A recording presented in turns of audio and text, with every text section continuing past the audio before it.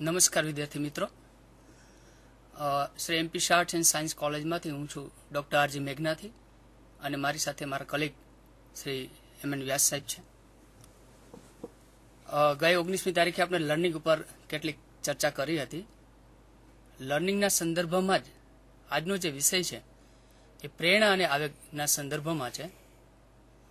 એટલે પ્રેરણા દ્વારા જ વ્યક્તિ કંઈક શીખી શકે છે. તો એના સંદર્ભમાં આજે પ્રેરણા અને આવેગના આ ટોપિક સાથે આજે આપણે શરૂઆત કરીએ. પ્રેરણાની વ્યાખ્યા, definition: motivation cause of an organism's behaviour or the reason that an organism carries out some activity. વ્યક્તિનું વર્તન જે છે એ આ પ્રકારની કોઈ પ્રેરણાને કારણે પ્રેરાય છે. એટલે કે જે પ્રેરે તે પ્રેરણા.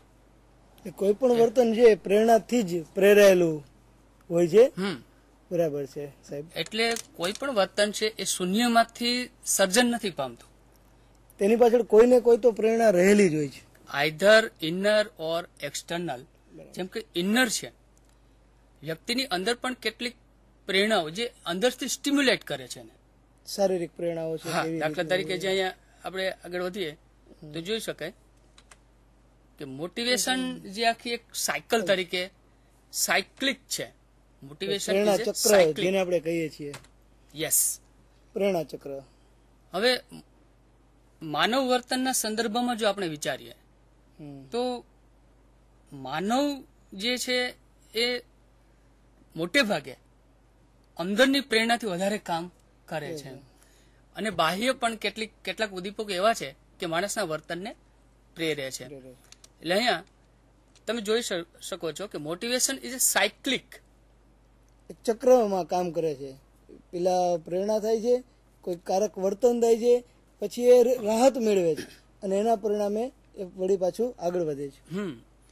એટલે સાયક્લિક નો મતલબ એ થયો કે કોઈ પણ મોટિવેશન એક વખત ઉત્પન્ન થાય પછી પાછું એ એકવાર રાહત મેળવે ફરીથી પાછું ચક્રાકાર ગતિથી એ ચક્ર એનું ચાલતું ચક્રાકાર ગતિથી. એટલે માણસની અનેકવિધ પ્રવૃત્તિઓ છે અને બધી જ પ્રવૃત્તિઓ અથવા તો જે વર્તન છે એ શૂન્યમાંથી નિપજતું નથી, પણ એની પાછળ કંઈક ને કંઈક પ્રેરણા છે. પ્રેરણા માટે અંગ્રેજીમાં શબ્દ મોટિવેશન છે. એટલે એની અંદર મોશન એટલે કે ગતિ છે. એટલે કે આંતરિક કંઈક બળ અથવા તો કંઈક એવો સ્ત્રોત છે કે જે માણસના વર્તનને પ્રેરે છે.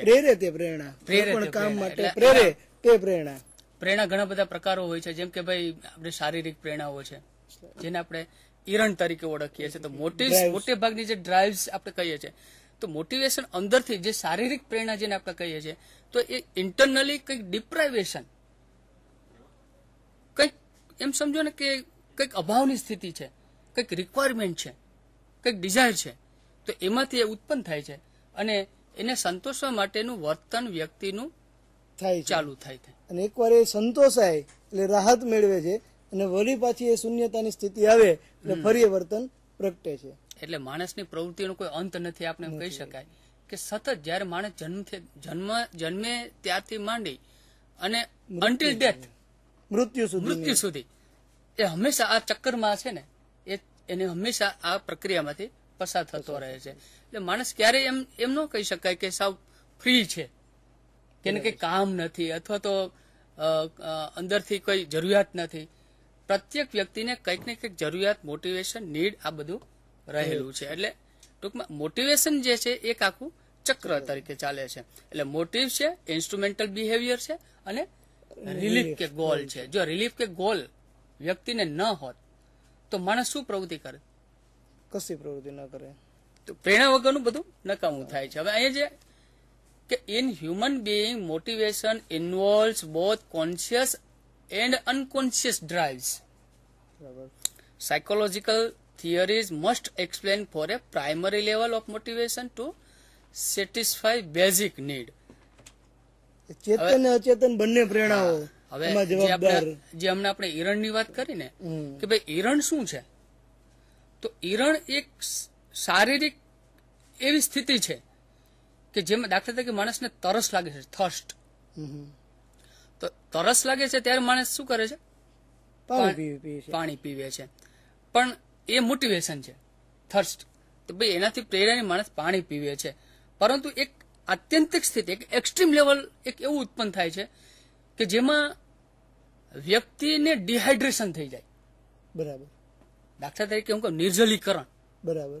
શરીરમાંથી બ્લડ સેલમાંથી પાણી શોષાઈ જાય, પાણી શૂન્યતા કે જળ શૂન્યતા, જેને ડિહાઇડ્રેશન તરીકે, વોટર ડિહાઇડ્રેશન તરીકે ઓળખાય છે, નિર્જલીકરણ.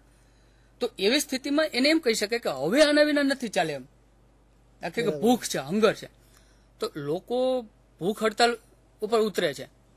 પણ ક્યારેક એવું સાંભળ્યું છે કે તરસ હડતાલ ઉપર કોઈ ઉતરા હોય? બિલકુલ નહીં. કારણ કે એક સ્થિતિ એવી આવે કે માણસને પાણી વગર ચાલતું નથી, એને પાણી પીવું પડે છે. નહીં તો પછી શું થાય કે એનું બોડી જે છે, એને જે ઉર્જા છે એ મળવી જોઈએ એ મળતી નથી અને માણસ નિષ્પ્રાણ બની જાય છે, થઈ જતો હોય છે. એટલે અહીંયા કેટલીક જે ઈરણની વાત કરીએ છીએ આપણે કે ભાઈ ઓક્સિજન છે, ફૂડ છે, વોટર છે, તો એ બધી જે છે મોટે ભાગે primary, secondary level of motivation જે છે એમાં સોશિયલ નીડ, ફ્રેન્ડશીપ છે, અચીવમેન્ટ છે, માનની જરૂરિયાતો, સામાજિક પ્રેરણાઓ, બધી માનની જરૂરિયાત ને. હા, તો એ ટાઈપનું છે. દાખલા તરીકે માણસ છે એ માત્ર ભૂખ, તરસ અને જાતિતા પૂરતો સીમિત નથી.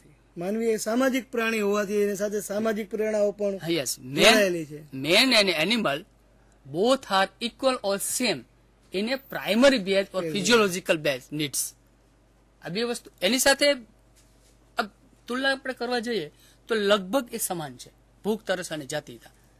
પણ એના સિવાય જયારે આગળ વધીએ છીએ તો એ સેકન્ડરી જેને કહી શકાય, તો એ પ્રકારનું મોટિવેશન ગણી શકાય. તો સેકન્ડરી જે છે એની અંદર અચીવમેન્ટ છે, સિદ્ધિની પ્રેરણા, સિદ્ધિ પ્રેરણા. હા ને. પછી એક જેને એમ કહેવાય કે માણસને આમ ક્યાંક નામ કમાવાની પ્રેરણા હોય, પ્રતિષ્ઠા, દાન આપીને, પ્રેસ્ટીજ, પુણ્ય મેળવીને પ્રેસ્ટીજ.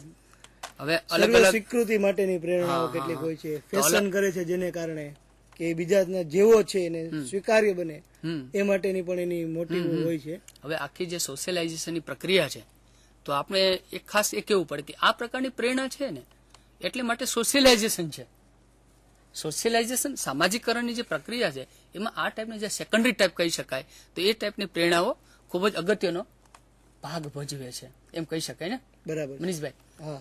કે જે પ્રતિષ્ઠા છે, બરાબર, તો માણસ પ્રતિષ્ઠા માટે શું શું કરે છે? ડોનેશન આપે છે, દાન આપે છે, ઇમારતો, કોઈ રાજકારણમાં જાય છે, કોઈ સમાજમાં જાય છે, કોઈ શિક્ષણના ક્ષેત્રમાં જાય છે. તો અલગ અલગ ક્ષેત્રોની અંદર જે પોતાનું નામ કમાય છે. તો લોકો આવું કેમ કરે છે? કોઈ આધ્યાત્મિક ક્ષેત્રમાં જાય છે અને ત્યાં પણ મતલબ ક્યાંક ને ક્યાંક બિઝનેસ ના ઓલામાં નામ કમાઈને, કોઈ ફિલ્મમાં, કલામાં કામ કરીને પણ એ નામ કમાય છે. હા, એટલે આ ટાઈપની જે બધી મોટાભાગની જે પ્રેરણાઓ છે એ સોશિયલ છે, જેને આપણે સેકન્ડરી તરીકે ઓળખીએ છીએ. સમાજની અંદર ધોરણો છે, કાયદાઓ છે, બરાબર, નિયમો છે, એનું આપણે પાલન કરીએ છીએ, બરાબર.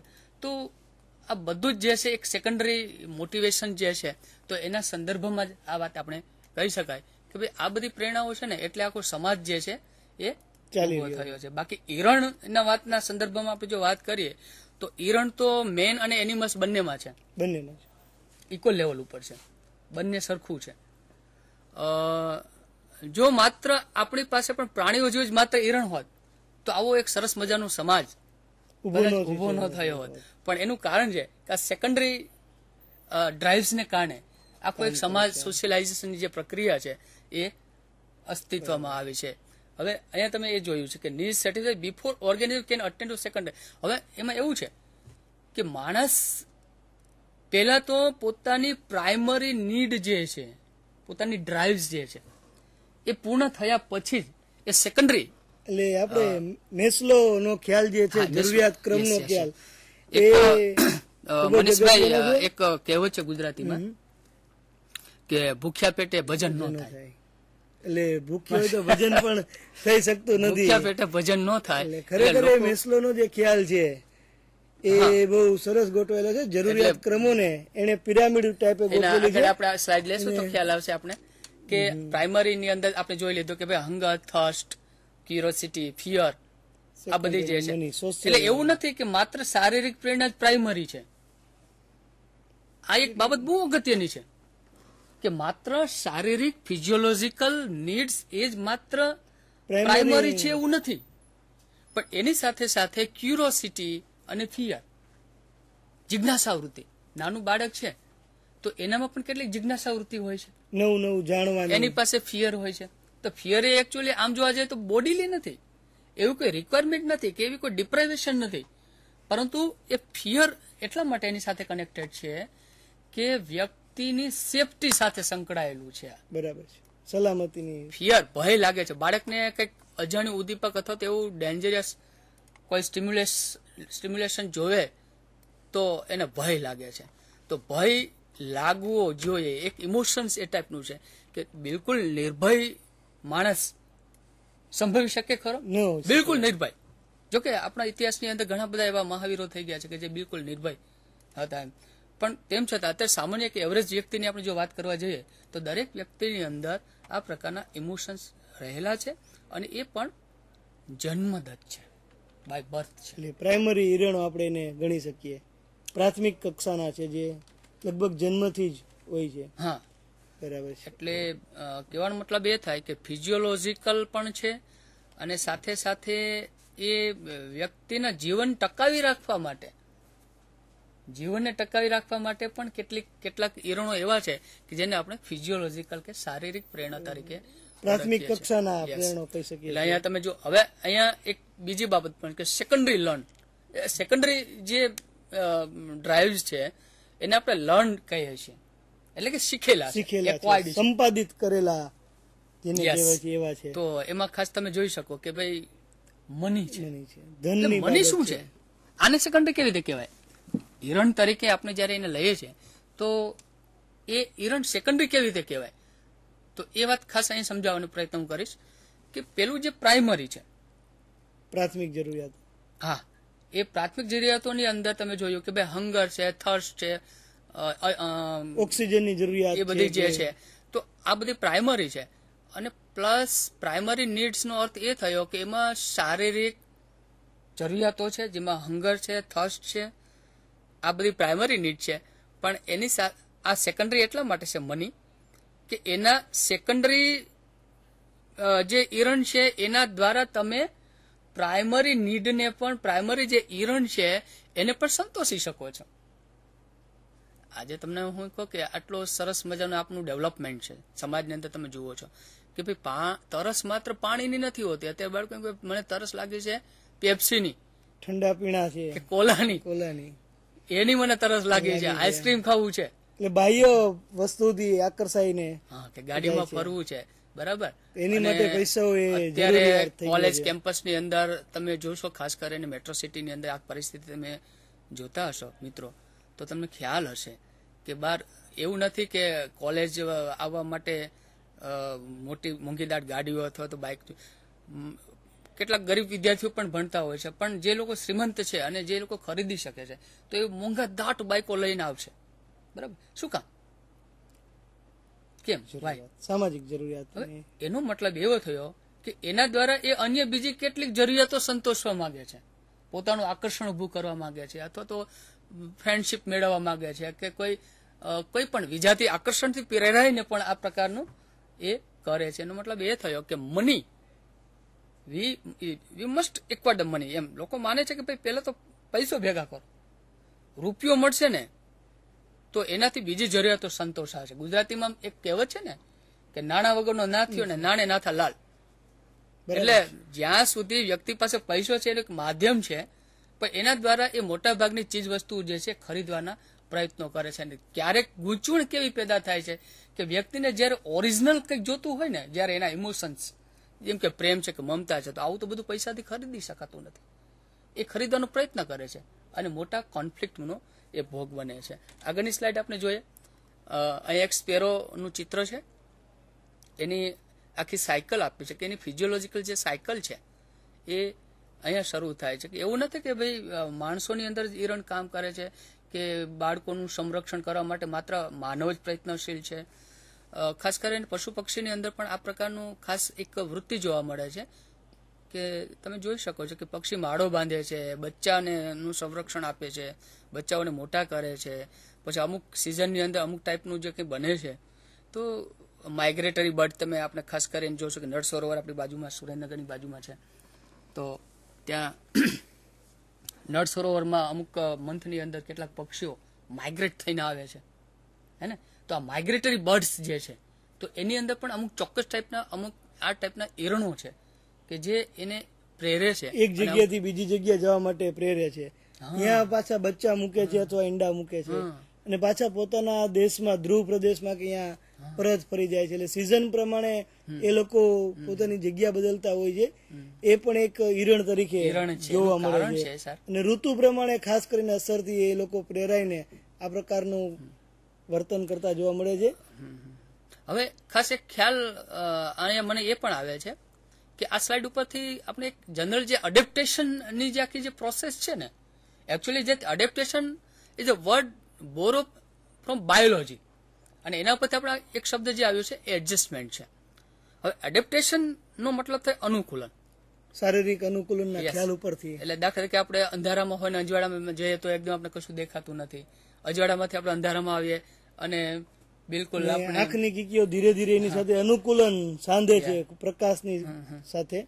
તો એ રીતે આખી એક જે બોડીની અંદર જે આખી હોમિયોસ્ટેસિસની જે આખી પ્રોસેસ છે, બરાબર, શરીર સમતુલાનો ખ્યાલ છે કે બોડીની અંદર અમુક પાણી, ઓક્સિજન, સુગર લેવલ, આ બધી જ વસ્તુ ઓટોમેટિકલી થયા કરે છે. આપણે જેમ કે ફાસ્ટ સાયકલ ચલાવતા હોય તો આપણો વધારે એનર્જીની જરૂર પડે તો વધુ શ્વાસ લે છે, આપણે એમ કહીએ છીએ હાંફી ગયા.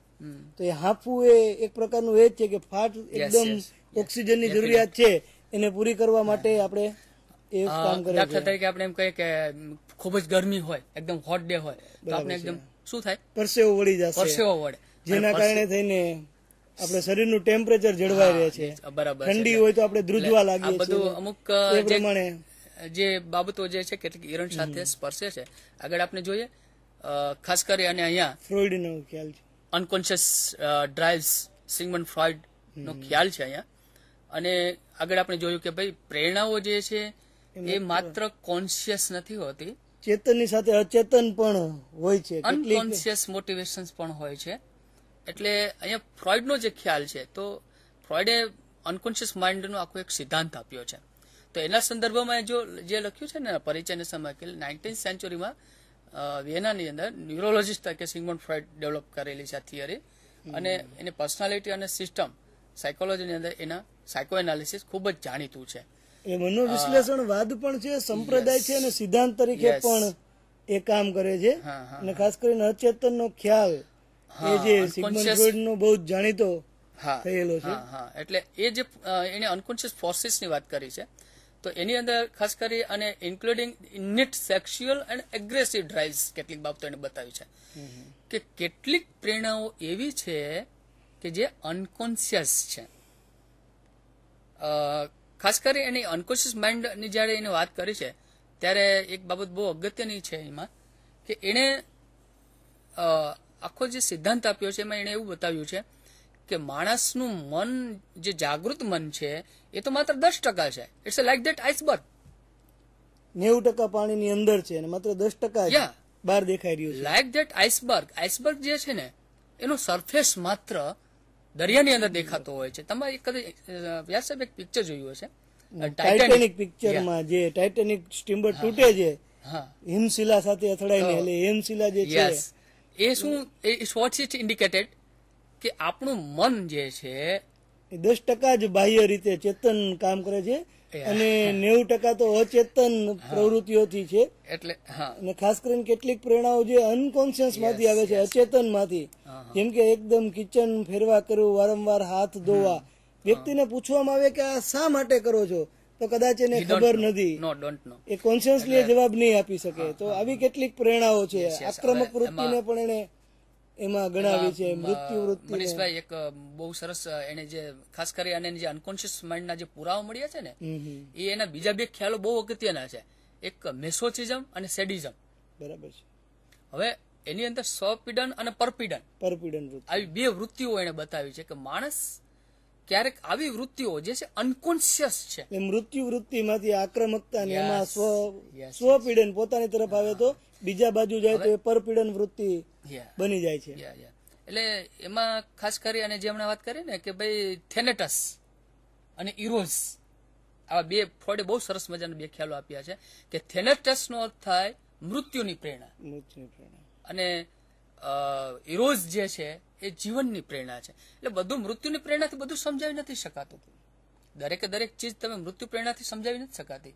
કે માણસની અંદર ભાઈ ચાલો કે ભાઈ સુસાઇડલ ટેન્ડન્સી છે, એની પણ આપણે એક સરસ મજાની ટેસ્ટ બનાવી છે, સુસાઇડલ ટેન્ડન્સી સ્કેલ.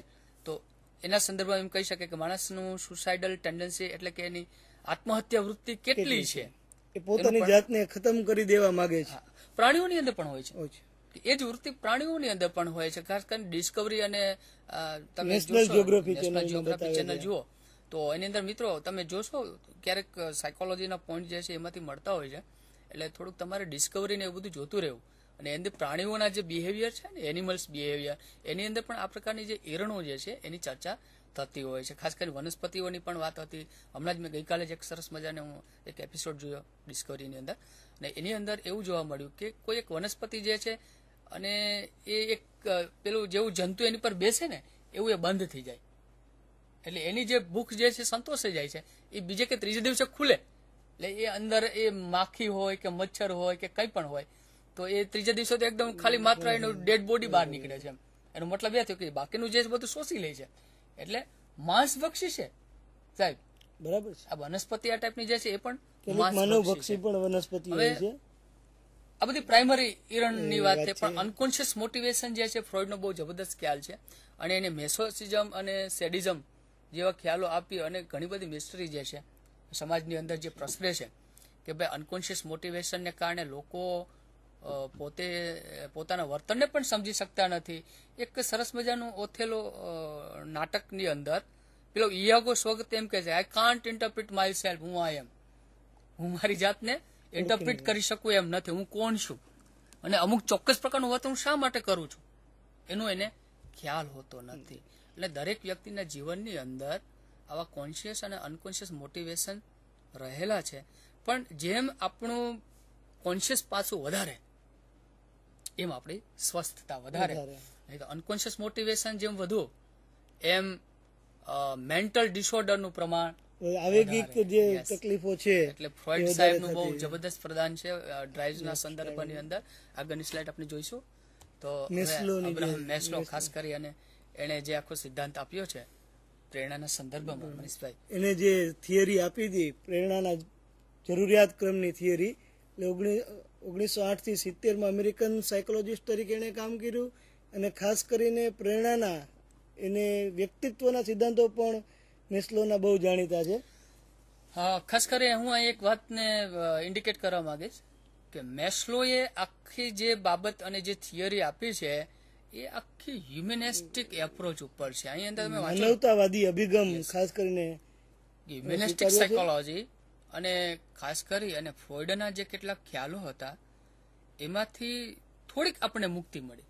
મુક્તિ એટલા અર્થમાં હું કહીશ કે ફ્રોઈડનો જે આખો ખ્યાલ છે એને એવી રીતે દર્શાવ્યો છે કે જેમાં એવું કહે છે કે માણસ તો વૃત્તિનો ગુલામ છે. ખાસ કરીને અચેતન વૃત્તિઓ અને એનો ગુલામ થઈ ગયો હોય. અને 90% અનકોન્શિયસ માઇન્ડ, એનો મતલબ શું કે માણસ તો માત્ર 10% જાગૃત છે, બાકીનો 90% તો મોટા ભાગે લિબિડો થી કે વૃત્તિથી જ પ્રેરાય છે. અને બધું જ વર્તન એ વૃત્તિથી જ કરે છે. એક વ્યક્તિનું વ્યક્તિ તરીકે, એક માણસનું માણસ તરીકે એમાં મૂલ્યાંકન ઓછું થાય છે. એક રીતે કહે તો અવમૂલ્યાંકન થાય છે. જયારે મેસ્લોએ માનવતાવાદી અભિગમથી એક માણસને માણસ પણ આપ્યું કે પોતે જ એક થિયરી ડેવલપ કરે છે. અને એ પ્રમાણે ધીરે ધીરે એ છે આપણે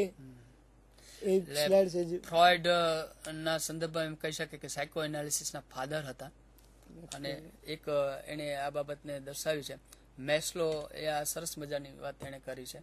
અને આખી જે he developed a theory of motivation, અને એમાં ખાસ કરી અને એની બેઝિક નીડ અને ફૂડ, સેક્સ અને સેલ્ફ એક્ચ્યુઅલાઇઝેશન સુધીની વાત એને કરી છે. હ્યુમન એટલે એને આખા તબક્કા આપી દીધા કે જરૂરિયાત ક્રમમાં સંતોષ છે ને એના પાયાના ક્રમની અંદર આ ફિઝિયોલોજીકલ નીડ, સિક્યુરિટી અને સેફટી, એટલે કે શારીરિક જરૂરિયાતો, સલામતીની જરૂરિયાતો, ત્યાર પછી પ્રેમની અને ફિલિંગ્સ, લાગણીની જે, અને એ પ્રકારની જે એસ્ટીમની પણ વાત કરી છે.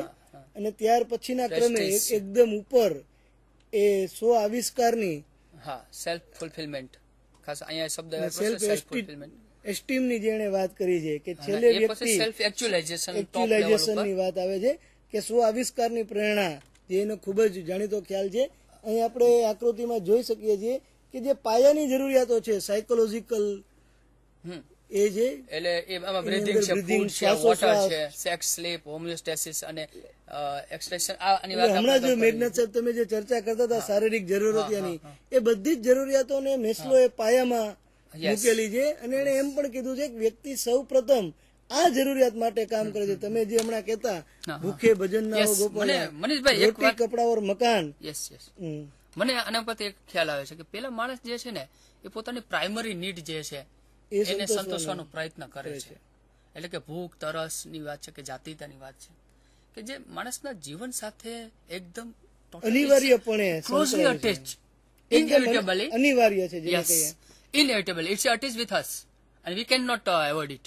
એટલે વંગર છે કે થર્સ્ટ છે અથવા તો જાતિ વૃત્તિ છે, તો એમાંથી આપણે મુક્ત રહી શકતા નથી. એટલે ગરીબ હોય કે અમીર હોય, સૌ પ્રથમ એને આ જરૂરિયાતો તો સંતોષવાની. Manishbhai, it's a totally we are all equal. men and animals both are equal on this base of physiological need. બરાબર છે. એટલે આના ઉપર બિલકુલ એમ કહી શકાય કે આ વસ્તુ પાયાની અંદર છે. અને ત્યારબાદ સેકન્ડ લેવલ ઉપર જે છે સલામતીની જરૂરિયાતને મહત્વ આપ્યું છે, ખાસ કરીને શારીરિક જરૂરિયાતો અને શારીરિક રક્ષણ, જેની માટે આપણે ઘર બનાવી છીએ કે પક્ષીઓ જે માળો બનાવે છે, આપણે ફેમિલી, આપણા હેલ્થ માટે થઈને. એટલે આપણે શરૂઆતના જો પૈસાના વિચાર કરીએ તો જે શરૂઆતનો આપણે ખર્ચ છે એ આપણે ફિઝિયોલોજીકલ બેઝ ઉપર વાપરશું. અને ત્યાર પછી સેફટી માટે, સલામતી માટે, આપણે આપણા આરોગ્ય માટે. મેસ્લો જે છે ને એ માત્ર ફિઝિયોલોજીકલ સેફટી ની વાત નથી, પણ એની સાથે સાથે એને એમ કહ્યું સલામતીની કે ફાઇનાન્શિયલ સેફટી પણ વિચારે છે. ભવિષ્યનું આયોજન કરે છે, જીપીએફ છે, પીપીએફ કરે છે, ભવિષ્ય માટે બચત કરે છે, પોતાના બાળકો માટે, પેઢી દર પેઢી માટે, ક્યારેક મકાન બનાવે છે.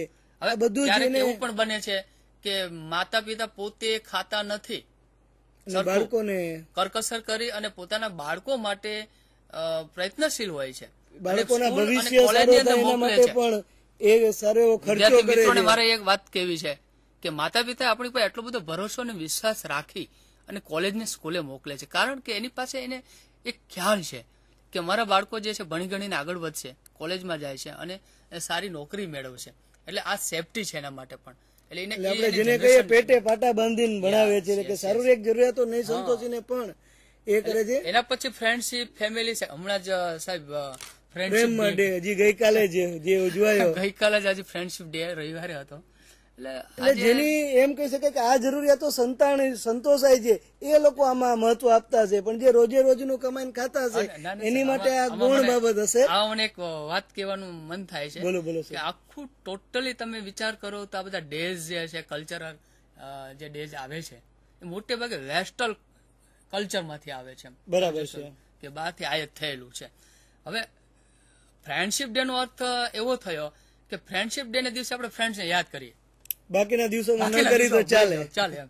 એટલે આ તો એવું થયું કે ડે આવી કે ફાધર ડે, મધર ડે ને આ ડે.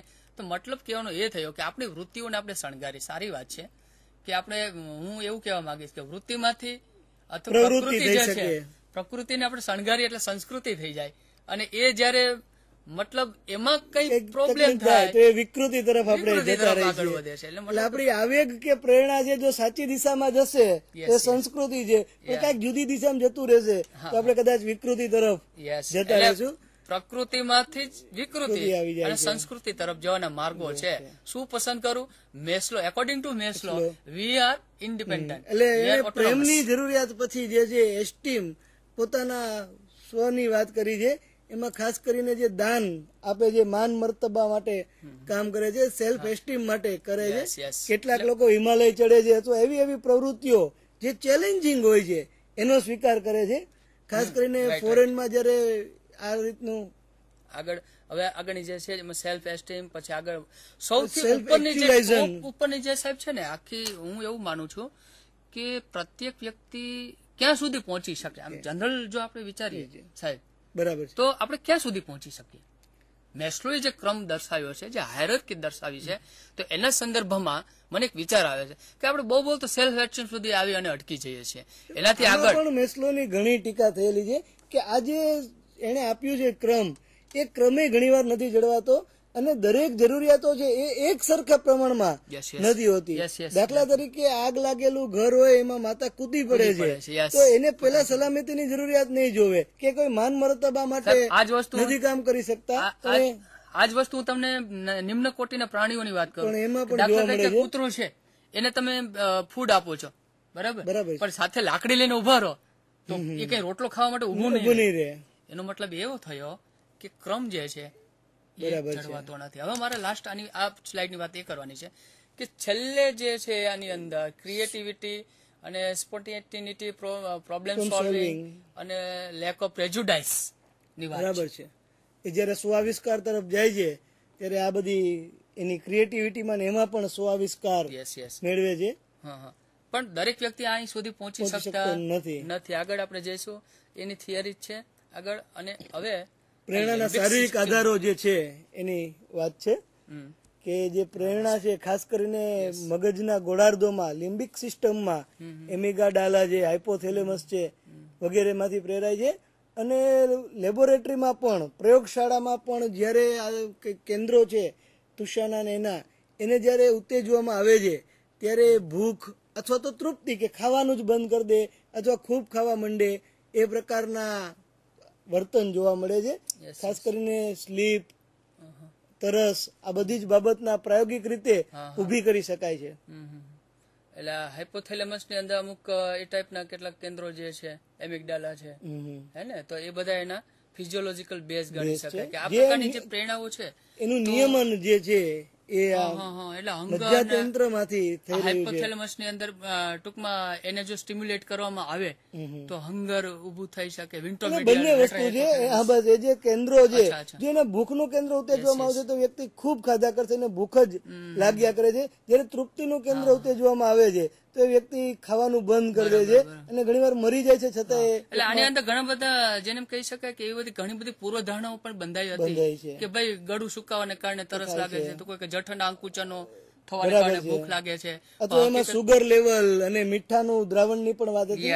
આંતરકોષીય તૃષા અને બહિર્કોષીય કે કોષની અંદર જયારે મીઠું, બરાબર છે કે બિયર ડિપ્લોમસી પણ એને કહેવામાં આવે છે કે બિયરની સાથે પેલા ચણા કે સિંગ વાળું જે ટૂંકમાં મીઠા વાળી વસ્તુ આપવામાં આવે છે. કમ્પેરેટિવ કહી શકાય ને, સાપેક્ષ જલ શૂન્યતાનો સિદ્ધાંત છે કે મીઠાની કમ્પેરમાં પાણી ખૂટી જાય છે ત્યારે આપને તરસ લાગે છે, ફિલિંગ થાય છે. એબ્સોલ્યુટ પણ હોઈ શકે. નિરપેક્ષ જલ શૂન્યતા એટલે કોષની અંદર જ પાણી ઓછું થઈ ગયું છે ત્યારે પણ આપને એમ લાગે છે ગળું સુકાય છે. તમે વાત કરી એના પ્રયોગો પણ પ્રાણીઓ પર થયા છે ઘણા બધા. બરાબર. એટલે ખાસ કરીને બર્ડ કેનરે આગળ વાત કરી છે. અહીંયા આપણે પ્રેરણાની વાત પૂર્ણ કરીશું સર. એટલે આપણી પાસે થોડો સમય ઓછો છે, પ્રમાણે આપણે આવેગની વાત કરીએ. એટલે આ ઇમોશનની વાત છે. હવે ડેફિનેશન જે ઇમોશનની છે કે emotion is a stimulated state of the individual. એક કેસ વુડવર્થની વ્યાખ્યા છે. વુડવર્થ એમ કીધું કે ક્ષુબ્ધાવસ્થા, ચેતાતંત્રની ક્ષુબ્ધાવસ્થા છે. જેમ કે આપણે કોઈ બસમાં જતા હોય તો કોઈ સૂતું હશે, કોઈ બેઠું હશે, કોઈ પેપર વાંચતું હશે, તો એને એકદમ બ્રેક લાગે તો બધા જ નું ધ્યાન એક જગ્યાએ કેન્દ્રિત થઈ જાય. તો બસની અંદર જે ખળભળાટ મચી ગયો, તો આ ખળભળાટ એવું જ જયારે ચેતાતંત્રમાં થાય છે ત્યારે એને આપણે આવેગના બીજી વ્યાખ્યા પણ લિન્ડસે એમ કીધું છે કે emotion is the heightened state of an organism. એક અત્યંત ક્રિયાશીલતા, ચેતાતંત્રની આત્યંતિક ક્રિયાશીલતા છે એવી લેન્ડસે વ્યાખ્યા આપી. જયારે વ્યક્તિ આવેગમાં હોય છે ત્યારે એકદમ ચેતાતંત્રમાં. સાહેબ જુઓ, આમાં કેટલાક ફેશિયલ એક્સપ્રેશન્સ ઓફ ઇમોશન્સ છે. આપણે વિદ્યાર્થી મિત્રોને કહીએ કે તમે ધારણા કરો છો આમાં કયા કયા આવેગો, તમે જરા જસ્ટ ગેસ ઇટ. કે જે સ્લાઇડો છે વિવિધ, એમાં કયા કયા આવેગ અનુભવી રહ્યા છે.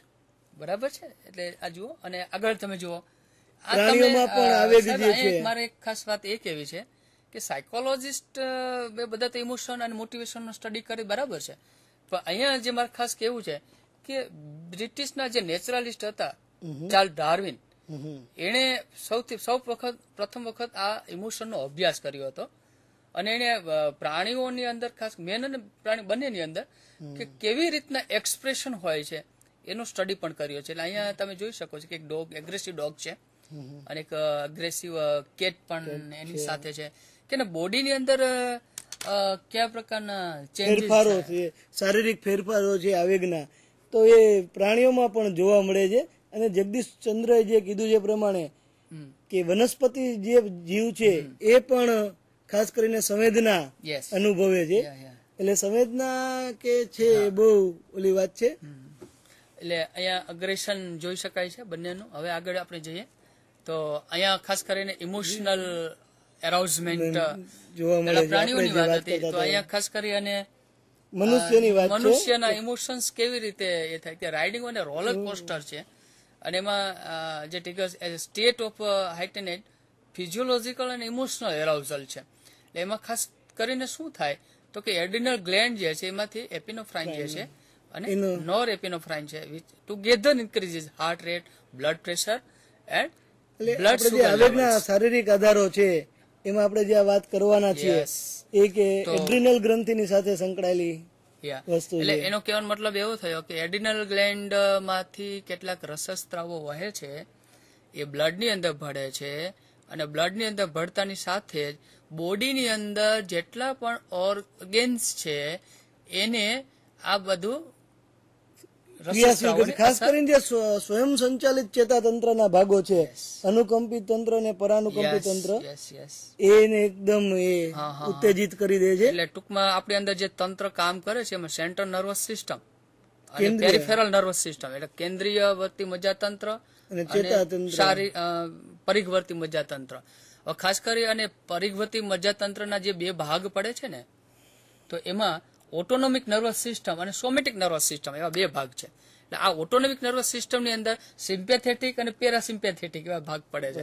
તો ખાસ કરીને જયારે સિમ્પેથેટિક નર્વસ સિસ્ટમ આપણું એરાઉઝ થાય તો ત્યારે એડ્રિનલ ગ્લેન્ડ જે છે એમાંથી રસસ્ત્રાવ વહે અને બોડીમાં ભળે છે અને આ રીતે ટૂંકમાં અંદર ફિઝિયોલોજીકલ એરાઉઝમેન્ટ આની અંદર આવે છે.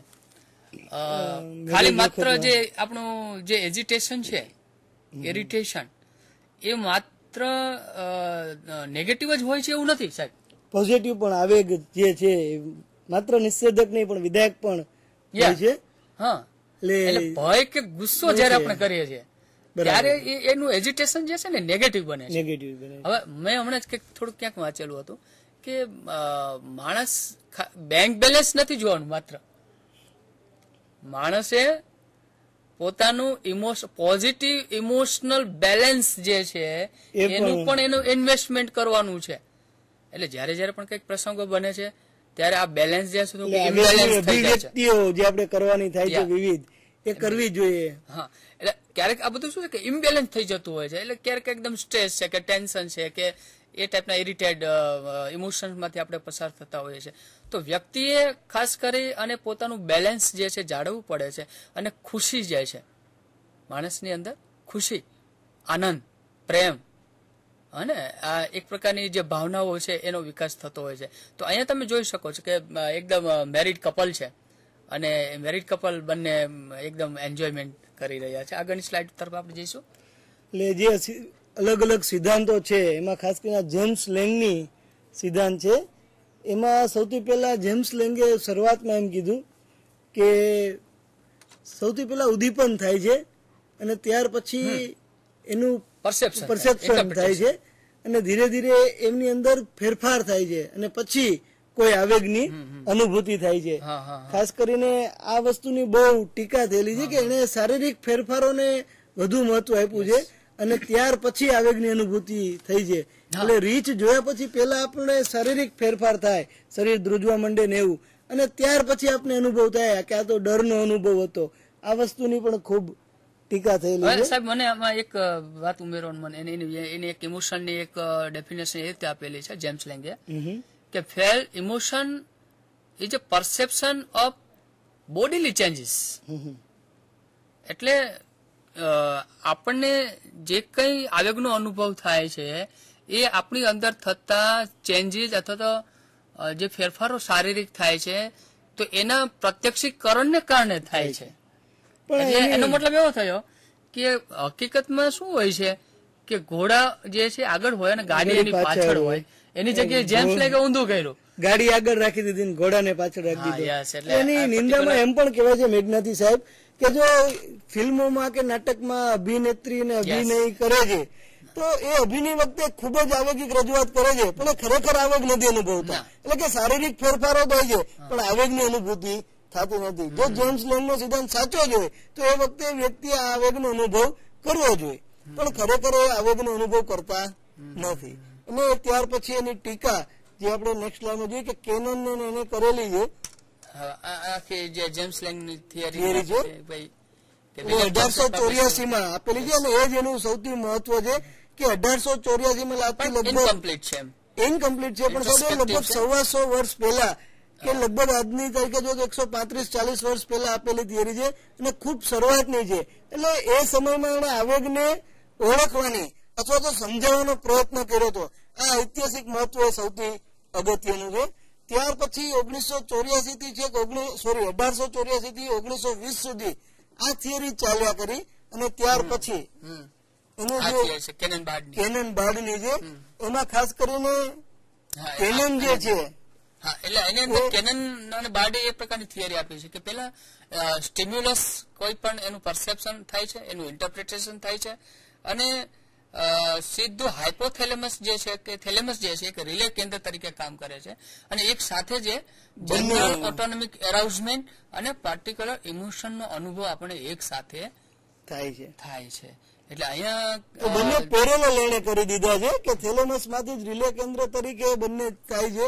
એટલે એક માહિતી જે છે એ શારીરિક ફેરફારો તરફ અને એક બીજું આવેગની અભિવ્યક્તિ અથવા તો એ તરફ જાય છે. એટલે આ કેનન બાર્ડનો આ બીજો સિદ્ધાંત આ રીતે આમાં કેનને અને બાર્ડે અલગ અલગ જગ્યાએ અલગ અલગ દેશમાંથી આપેલો છે. એટલે ખાસ કરીને જે વોલ્ટર કેનન છે એટલે 1920 માં અને ફિલિપ્સ બાર્ડે 1927 માં આપેલો છે અને તેથી આ કેનન બાર્ડના સિદ્ધાંત તરીકે ઓળખાય છે. બરાબર છે. હવે આગળનો એક સિદ્ધાંત પણ છે જેમાં શાક્ટર અને સિંગર થિયરી છે. બરાબર છે. હવે આ શાક્ટર અને સિંગર્સ ની જે થિયરી છે ઇમોશનના સંદર્ભમાં તો સ્ટિમ્યુલસ થાય છે, એનું પરસેપ્શન અને ઇન્ટરપ્રિટેશન થાય છે. એટલે માત્ર પ્રત્યક્ષીકરણ નહીં પણ સાથેનો અર્થઘટનને પણ ઉમેર્યું છે. એટલે 1884 થી જે શરૂઆત થઈ સાહેબ એમાં એવું છે એક મિનિટ કે આમાં સ્ટિમ્યુલેશન થાય છે, પરસેપ્શન થાય છે અને પછી સ્ટિમ્યુલસ કોન્ટેક્ટ જે છે તો એ એક જનરલ ઓટોનોમિક એરાઉઝમેન્ટ જ આપે. એરાઉઝમેન્ટ થયા પછી જે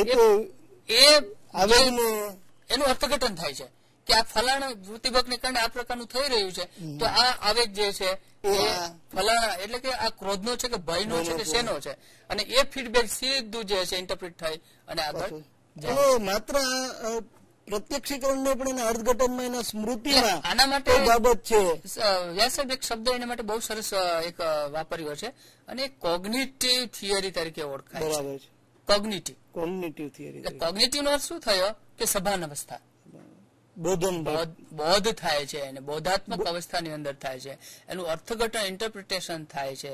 એટલે એક હું જે સાહેબ કહેતો હતો એ વાત એ હતી કે ઇન્ટરપ્રિટેશનમાં સાથે અર્થઘટન એ પણ કરે છે એના ભૂતકાળના અનુભવો છે કે એક વખત કૂતરું કરડેલું છે અથવા તો સામાજિક રીતે કેટલાક આવેગ અભિવ્યક્ત થાય છે, કેટલાક સમાજમાં કેટલાક આવેગ અભિવ્યક્ત નથી થતા. તો દાખલા તરીકે પુરુષ છે રડી નથી શકતો અથવા અમુક સમાજમાં સ્ત્રીઓ જોશથી હસી નથી શકતી. તો આ બધી વસ્તુ પણ એ સાથે સાથે જોવા મળે છે. એટલે એ અર્થઘટન કરીને ત્યાર પછી એનો આવેગ તરફ જાય છે. હવે સાહેબ આ એક સ્લાઇડ તમે જોઈ શકો છો કે જેમાં ખાસ કરીને જેટલા ઇમોશન્સ છે માણસને થતા હોય છે તો એના સંદર્ભમાં એનો જે ફિઝિયોલોજીકલ બેઝ છે આપણે હમણાં જે ચર્ચા કરતા હતા સિમ્પેથેટિક અને સિમ્પેથેટિક અવસ્થાની અંદર શું શું કયા પ્રકારના આપણા ઓર્ગન્સ ની અંદર ચેન્જીસ થાય છે તો એના રેફરન્સ સાથે અહીંયા આપેલા છે. તમે જો લેફ્ટ સાઈડ ની અંદર આપને જયારે કટોકટી રૂપ લાગે છે ત્યારે આપણું ચેતાતંત્ર એને કટોકટી રૂપ જયારે સ્વીકારશે ત્યારે આપણા આવેગિક ચેન્જિંગ ખાસ કરીને થાય છે. એમાં આપણે હમણાં વાત કરી હતી એમ થેલેમસમાં અને એડ્રિનલ ગ્રંથિના જે ફેરફારો છે તેમાં જે સ્ત્રાવોને કારણે થાય છે અનુકંપી તંત્ર અને પરાનુકંપી તંત્ર બંને દર્શાવેલા છે. એમાં જે અનુકંપી તંત્ર છે સાહેબ તમે જોઈ શકશો કે એક વચ્ચે ગુચ્છ રૂપ છે અને જયારે પરાનુકંપી તંત્ર છેક ઉપર અને કરોડરજ્જુમાં છેક નીચેથી શરૂ થાય છે. એટલે અગ્રભાગમાં અને અંત ભાગમાં થી એના ચેતાઓ પસાર થતી હોય છે અને સંવેદનિક છે એ તંત્રની અંદર મધ્યમાંથી કરોડરજ્જુમાંથી ખાસ કરીને આંખની કીકી વિસ્તૃત થાય છે.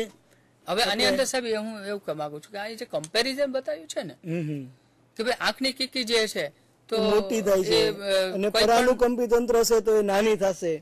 હું એટલા માટે કે ભાઈ ક્યારે એન્ડિનલ ગ્લેન્ડ માંથી જયારે રસસ્ત્રાવ બ્લડ ની અંદર ભળે છે તો જ્યાં સુધી આવું નહોતું ત્યાં સુધી આપણે નોર્મલ હતા, બરાબર છે. પણ જેવા આપણું એડિનલ ગ્લેન્ડ માંથી રસસ્ત્રાવ બ્લડ ની અંદર ભળે એટલે વ્યક્તિ જે છે એ આખી એક ઇમરજન્સીની પ્રક્રિયામાં મુકાઈ જાય છે, કટોકટીની પરિસ્થિતિમાં મુકાઈ જાય છે.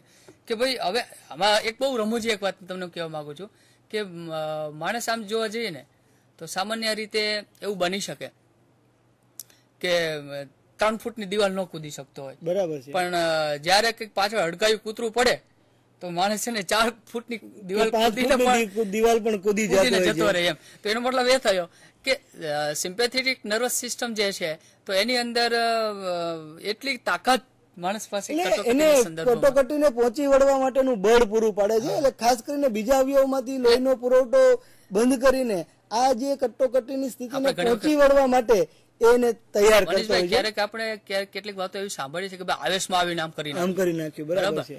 એટલે ઘણી વખત એવું બને કે સાવ એક પકડી વ્યક્તિ છે ને કઈ આમ પાપડી નો ભાંગતો હોય પણ એવી વ્યક્તિ ક્યારેક બહુ મોટા મસ્ત ગુંડાઓનું ખૂન કરી નાખે, એની હત્યા કરી નાખે.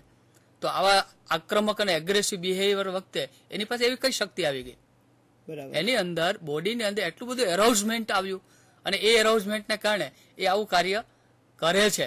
પણ પછી થોડાક સમય પછી એને ભાન નથી રહેતું, મતલબ એને ખબર નથી હોતી કે મેં મારાથી આવું જધન્ય કૃત્ય ઘણી વખત ઘણા બધા આવેગો અથવા હું આ કામ કરી શકું એને નક્કી જ નથી હોતું છતાં કરી જાય છે. હા, એટલે એવું બને છે. તો એક એવી ઇમરજન્સી સિચ્યુએશન જે છે તો ઇમરજન્સીની સિચ્યુએશનની અંદર વ્યક્તિ આ એવા કાર્યો કરે છે કે જે એની ઘણી વખત beyond the power of body. ક્યારેક એવું બને છે ને કે ભાઈ આમ જોવા જઈએ તો કશું નહોતું એમ, જે સામાન્ય માણસ અથવા સામાન્ય પરિસ્થિતિમાં નથી કરી શકતો એ પરિસ્થિતિમાં એ કામ કરે છે. આપણે હમણાં જે કહેતા હતા કે આગ લાગી અને માતા કૂદી જાય છે, એને પોતાનો એવો વિશ્વાસ. હિન્દી પિક્ચરોની અંદર હીરો પેલો બહુ માર ખાય ને પછી તો એકદમ કોઈ પ્રેરણા નીકળે એટલે પછી આમ મતલબ એગ્રેસિવ થાય અને પોતાની શક્તિનો અનુભવ કરાવે. તો એ ટાઈપનું કંઈક અહીંયા બને છે કે ભાઈ ઇમરજન્સીની જે પ્રક્રિયા બને છે તો એમાં ખાસ કરીને ફિઝિયોલોજીકલ બેઝ જે છે તેમાં એન્ડ્રિનલ ગ્લેન્ડ જે છે અને એનો પાવર્સ જે છે દરેક ઓર્ગન્સને મળે છે.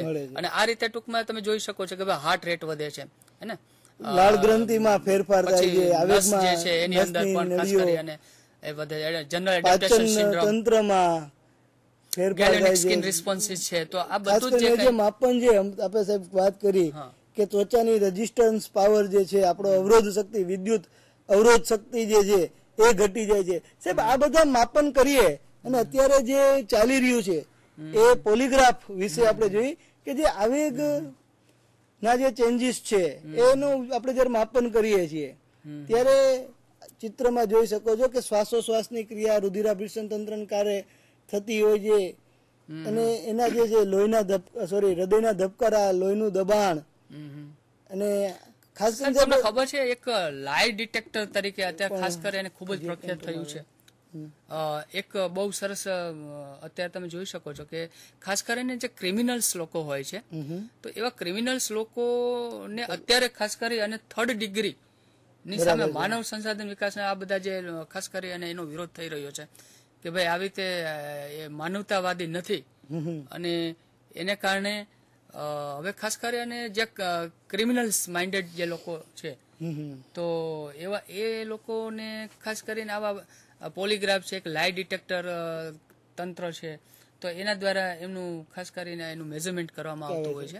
એ સાથે હવે જે નવી સિસ્ટમ આવી છે એમાં આંખની કીકી અને એનું પણ માપન થાય છે, કારણ કે આવેગ વખતે જે આંખની કીકી જે આપણે કીધું વિસ્તૃત ને થાય છે તો એનું રેકોર્ડિંગ કરીને, વિડીયો રેકોર્ડિંગ કરીને પણ એ વ્યક્તિ સાચું બોલે છે કે જૂઠું બોલી રહ્યો છે એનું માપન થઈ શકે છે. પણ એક વસ્તુ મારે એ કહેવી છે અહીંયા અગત્યની કે સામાન્ય રીતે એવું બને છે કે સામાન્ય માણસ હોય ને, સામાન્ય માણસ એટલે જેને સીધો સાદો સરળ માણસ, બરાબર છે, તો એ માણસ તો સામાન્ય રીતે આમ કોઈ પોલીસને જોઈ જાય ને ખાખી ડ્રેસ તો પણ એને ડર લાગતો હોય છે અને એના હાર્ટ બીટ વધી જતા હોય કે પલ્સ રેટ વધી જાય અથવા તો એને એકદમ બીપી વધી જાય, હે ને, તો આ ટાઈપનું સરળ માણસોને બિચારાને તરત જ આ પ્રકારનું થતું હોય છે. અને ખાસ કરીને અનિયંત્રિત સાહચર્યની જે આપણે વાત કરી છે, નિયંત્રિત સાહચર્યને, તો આ વસ્તુમાં એ કેટલાક સાહચર્યો કયા કયા છે, ત્યારે આ લાઇટ ડિટેક્ટરને લગાડીને એને લગતા શબ્દો બોલીને પેલા શરૂઆતના સામાન્ય શબ્દો પછી બીજા, તો એ જે સાહચર્ય દ્વારા પણ હું એમ કહેવા માંગુ છું કે આની વેલિડિટી કેટલી, એમ એની રિલાયબિલિટી બહુ ઓછી છે. આમ છતાં પણ ન મામા કરતા કેણો મામો, એટલે આપણે એને થોડું ઘણું માપી શકીએ છીએ, પણ એને 100% સાચી જ છે એમ આપણે કહી શકતા નથી.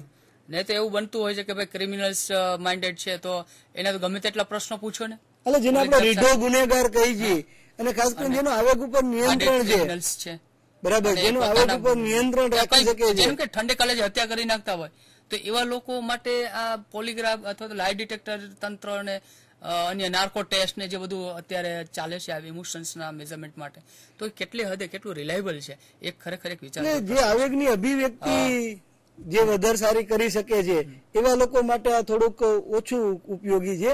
આમ છતાં આવેગ માટે આ વસ્તુ જ આપણે ખૂબ જ સરસ ચર્ચાસ્પદ, ખૂબ જ સરસ ચર્ચા થઈ શકે એવા મુદ્દા મિત્રો, પણ સમયનો અભાવ છે, કલાકની અંદર બધું પૂર્ણ કરવાનું હોય અને ટોપિક્સ ખૂબ રસપ્રદ છે અને ઇમોશન્સના સંદર્ભની અંદર એબનોર્માલિટી સંકળાયેલી છે કે જે લોકો ઇમોશનલ સ્ટેબિલિટી રાખે છે તો એ લોકો વધુ સ્વસ્થ રહી શકે છે, અને જેના ઇમોશન્સ જે છે એ ડિસ્ટર્બ થઈ જાય છે તો એવા લોકો માટે સફળતા ઘણી બધી દૂર એટલું જ નહીં, પણ એ લોકો માનસિક રીતે પણ અસ્વસ્થ થઈ જતા હોય છે. મિત્રો, મને એક સંદેશ આપવાનું મન થાય છે કે જ્યારે પણ તમે ખાસ આવા ઇમોશનલ કોઈ ડિસ્ટર્બનો ભોગ બનો ત્યારે ખાસ થોડુંક ધ્યાન અને મેડિટેશન કરવું અને પોતાની જાત ઉપર વિશ્વાસ રાખવો, અને સાવ બધે અંધેર જ ચાલે છે એવા નેગેટિવ ખ્યાલની અંદર રાખવું નહીં. બી પોઝિટિવ, એટલે બધું જ પોઝિટિવ થશે. Thank you very much.